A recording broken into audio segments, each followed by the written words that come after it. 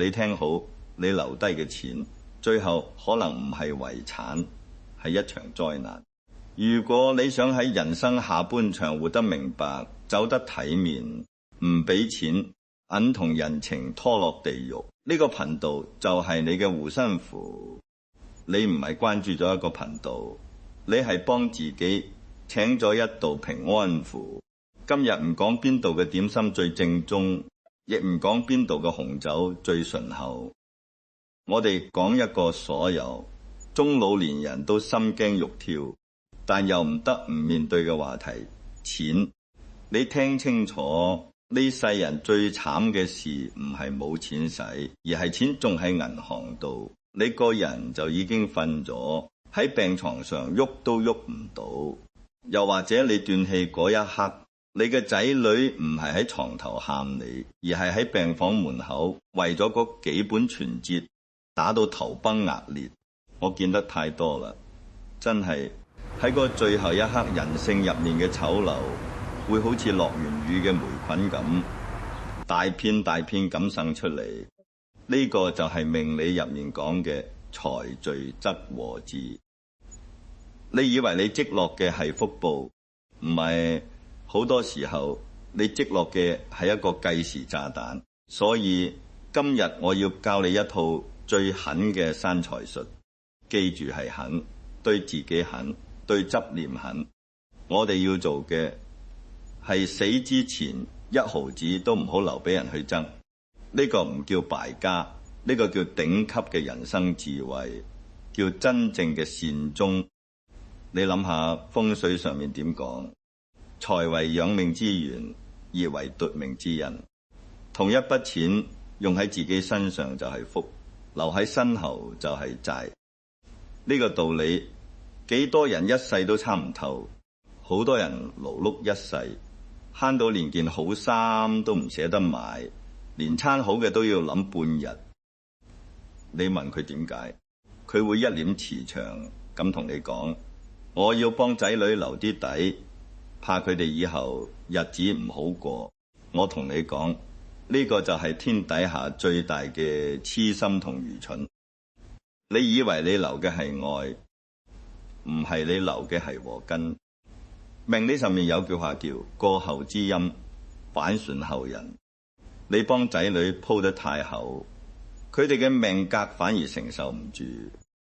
你睇下幾多富二代敗晒家，唔係佢哋蠢，係佢哋嘅命格本身就唔係嚟承受呢筆橫財嘅。我哋要扮窮，呢個係一種生活藝術，亦係一種頂級嘅處世哲學。唔好以為扮窮就係孤寒，嗰個叫撞風。你若然唔信，覺得你屋企嘅仔女係天底下最生性嘅，咁你就要豎起耳仔聽清楚啦。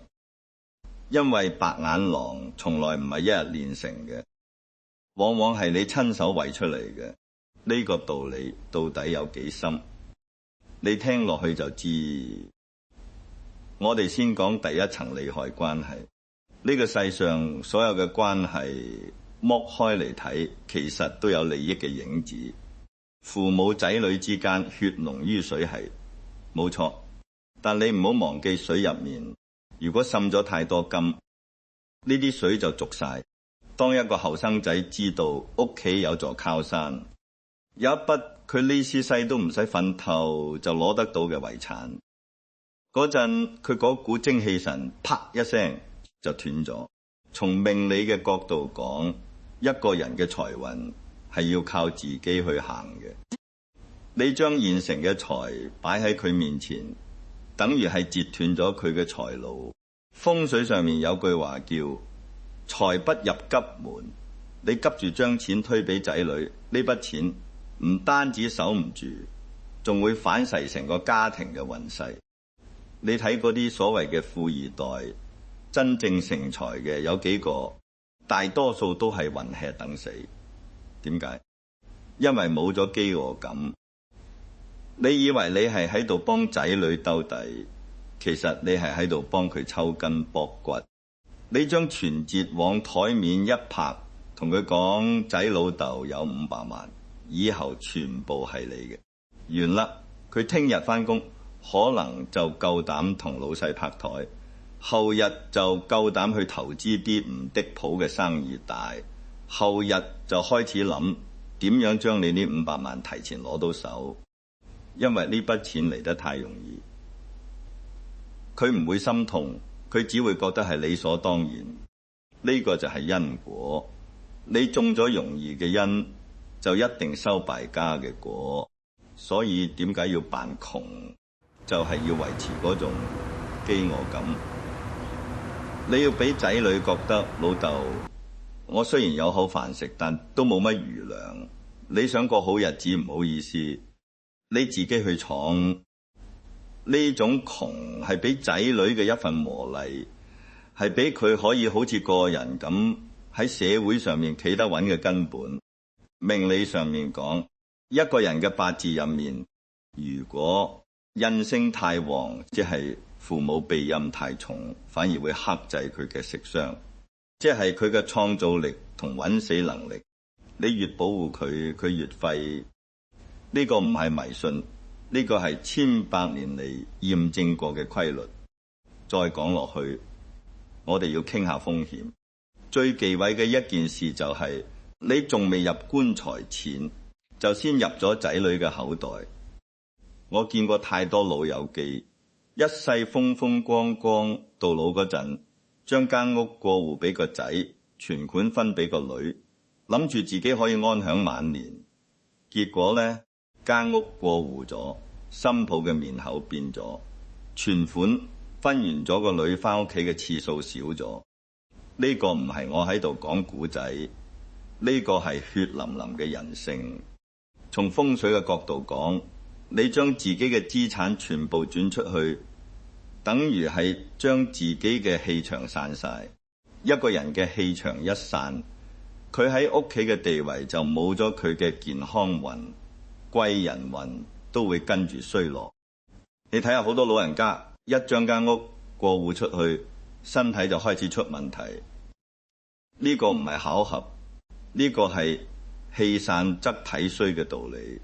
當你有錢，而且呢筆錢仲喺你手嘅時候，你係太上皇仔圍住你轉，金寒問暖，嗰個係因為你手頭有資源，佢哋有期待。一旦你將底牌攤晒，甚至將錢都交出去咗，你對佢哋嚟講就失去咗利用價值。就算佢哋主觀上面想孝順，但係喺生活嘅柴米油鹽同現實壓力面前，一個冇錢冇權，仲要靠佢哋養住嘅老人家，好快就會變成一種負擔。呢個就係命運嘅殘酷之處。你以為你係喺度做好人，其實你係喺度親手毀掉自己嘅晚年風水。所以老友記，聽我一句勸，你嘅錢係你嘅盾牌，係你嘅尊嚴。只要你手頭揸住嗰張存折，只要你唔講，你有幾多仔女永遠都會對你保持一份敬畏同客氣。呢份客氣就係你晚年生活嘅質量保證。你可能會好奇，既然要扮窮，咁到底點樣辦？係咪要着到爛晒，日日食鹹菜？當然唔係，嗰個叫自虐，唔叫扮窮。我嘅主張係自己該食就食，該飲就飲，該玩就玩。你可以買靚茶，可以去旅行，可以着質感好嘅衫。當仔女問起嘅時候，你就雲淡風輕咁講：哎呀，呢個係我平時慳啲使嗰啲產落嘅退休金，啱啱夠呢一次使完就冇啦。你要表現出一種勉強維持體面嘅狀態。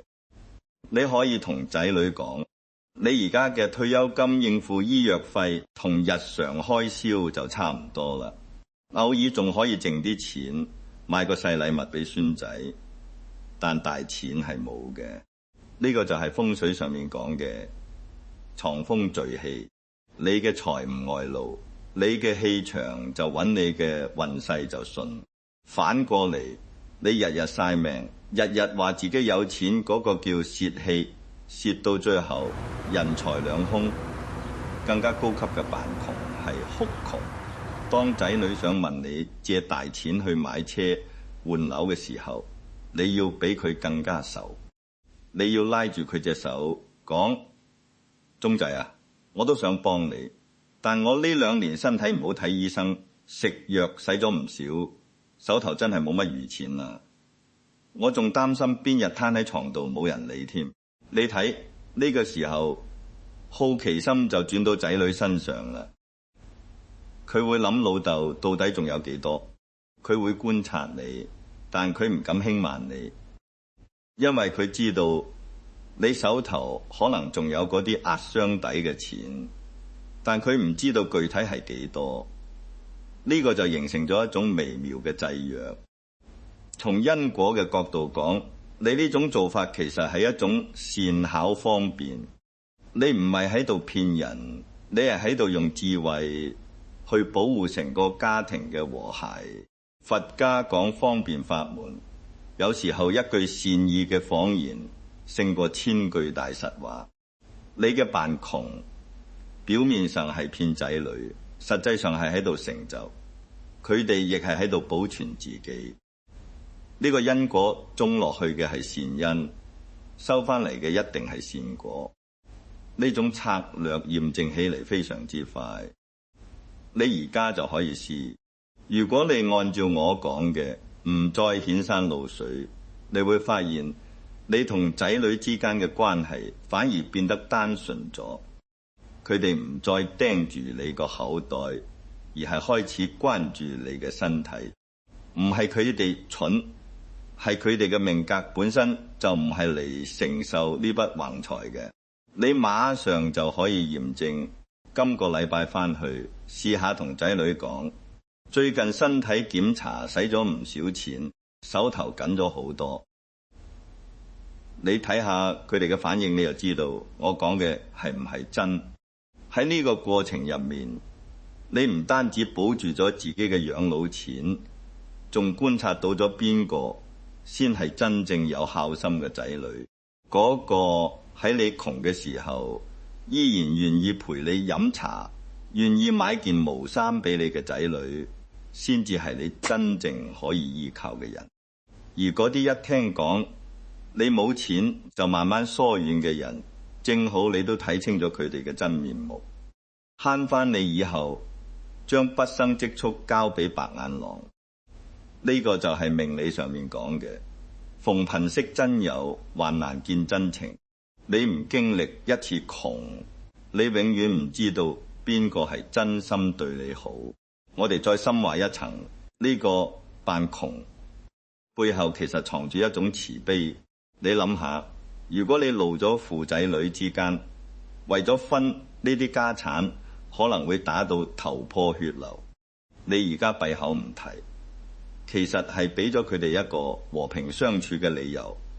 反正老豆都冇錢，大家各憑本事揾食。等到邊日你真係走咗律師，將遺囑一攞出嚟嗰陣，佢哋點分點嘈，你都睇唔到啦。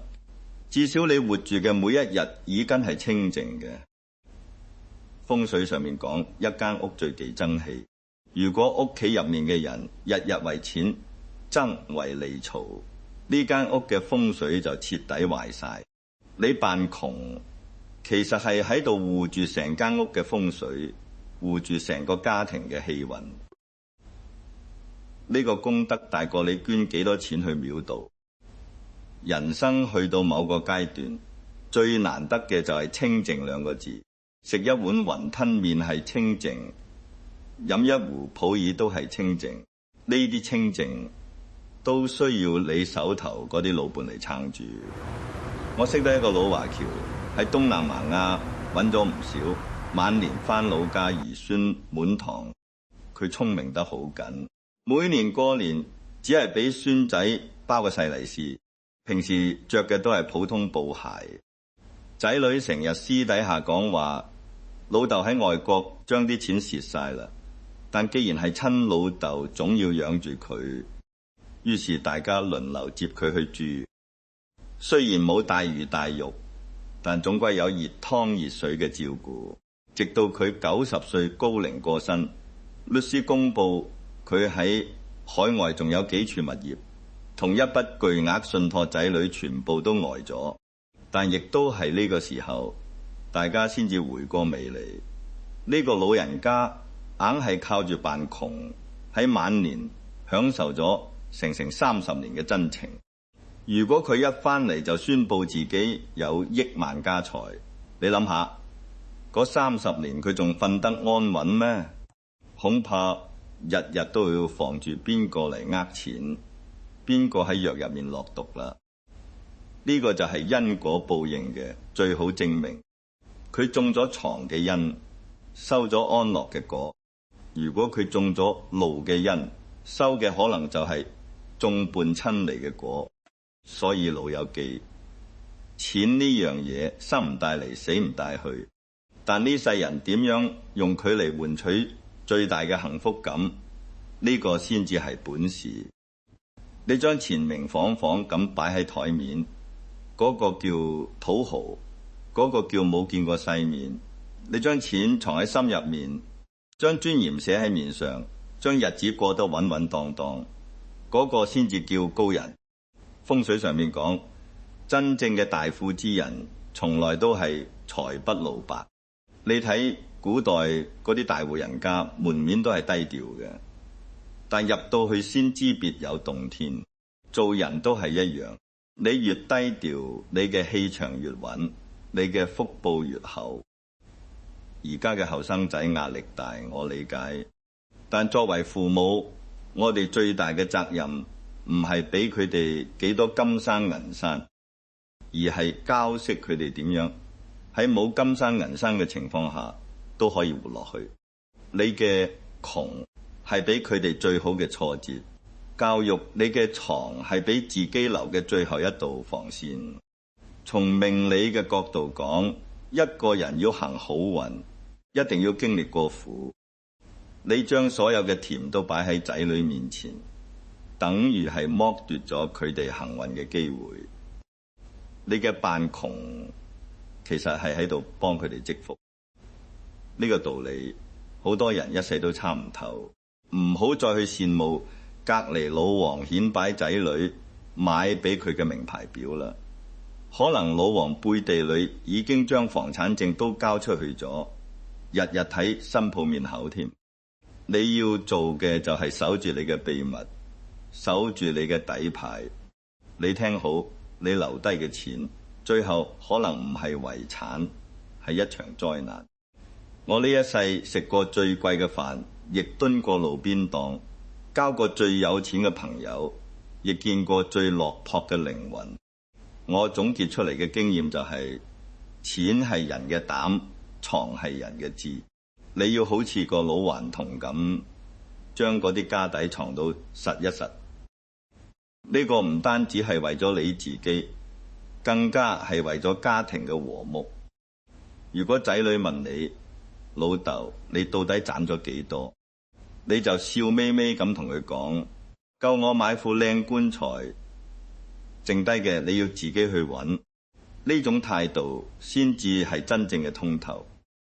你將呢種扮窮嘅智慧運用好咗，你嘅晚年絕對係快樂嘅，因為你冇俾金錢綁架，亦冇俾親情勒索。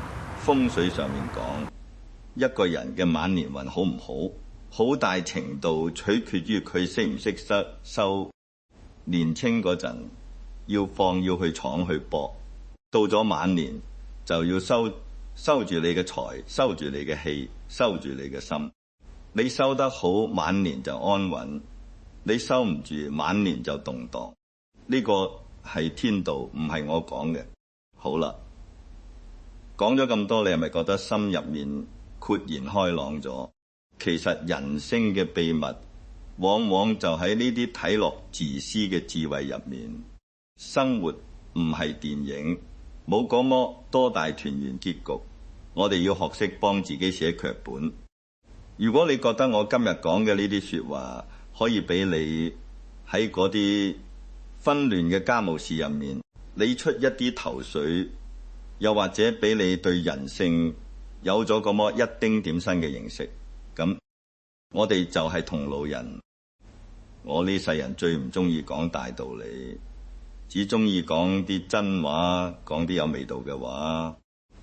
如果你都想好似我咁活得通透，活得瀟灑，活得唔俾世俗嘅條條框框束縛住咁，就即刻關注順風順水，因為佢哋知道你冇多餘嘅錢俾佢哋揮霍，佢哋必須自己努力，而你健康咁活住就係對佢哋最大嘅支持，因為你唔使佢哋負擔昂貴嘅醫藥費。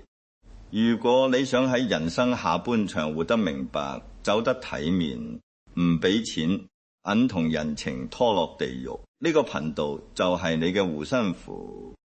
你唔係關注咗一個頻道，你係幫自己請咗一道平安符。今日唔講邊度嘅點心最正宗，亦唔講邊度嘅紅酒最醇厚，我哋講一個所有中老年人都心驚肉跳，但又唔得唔面對嘅話題，錢。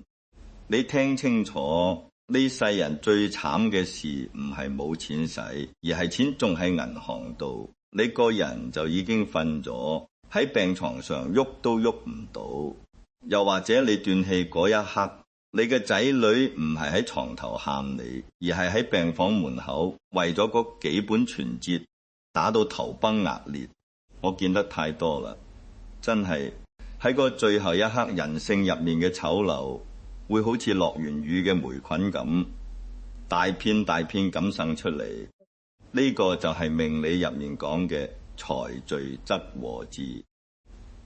你以為你積落嘅係福報，唔係，好多時候你積落嘅係一個計時炸彈。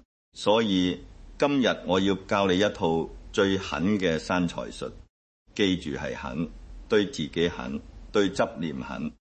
我哋要做嘅係死之前一毫子都唔好留俾人去爭。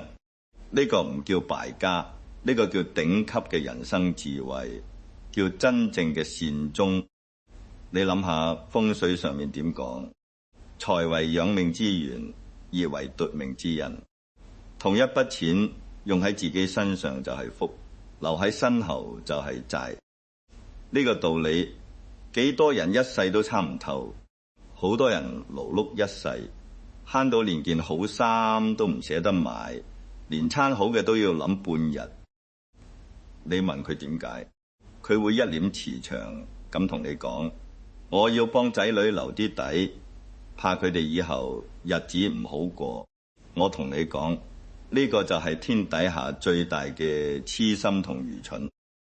你以為你留嘅係愛，唔係，你留嘅係禍根。命理上面有句話叫過後之陰，反損後人。你幫仔女鋪得太厚，佢哋嘅命格反而承受唔住。你睇下幾多富二代敗晒家。講到底，人生就係一場修行。去到我哋呢個年紀，名利都係過眼雲煙。我哋唯一要做嘅就係俾自己活得舒服，活得有尊嚴。